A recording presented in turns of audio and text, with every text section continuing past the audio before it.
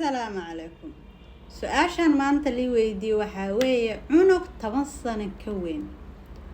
oo in wax samee guriga shaqadiisa aan u fahmin su'aashan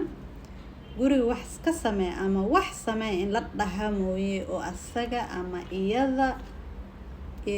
kaligood wax qabsanayaan marka ma cad wiil miya mise gabar waa su'aasha laakiin muhiim ma aha waxaa muhiim ah cunugan inaan wax saan samee la dhaha mooyee asaga ma isdiraayo 10 sano cunug jiro oo saacadan sanadkan nool sanadyada nool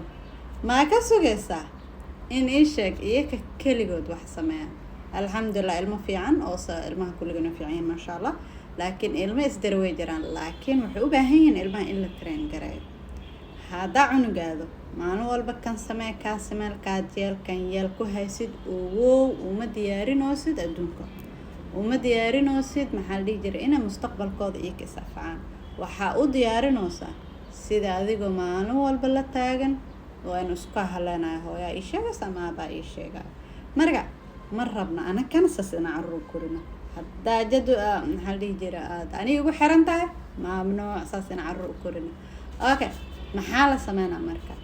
markasta oo idinku celceliya hadal badan ma fiicno waxaa fiican warqad inay idin hadasho waxaa fiican sharciga idin degan inay idin hadasho marka haddii sharciga u dejisid oo cunugaada waxaas adaa ka mas'uul ah okay mas'uuliyadaas asaartid oo ka bixi waayo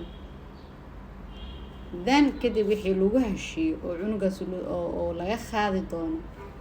waa ku dhacaysaa laakiin cunug maalin walba kan samee ka samee ma kan hayeelin madax adeegna uu ka qaadi adna madaxa ku xanuun waxna lagu ma qabanayo marka su'aashaada hob inaan ka jawaabay hadii mar su'aal si qabtid oo ila soo xiriiri kartaa assalaamu calaykum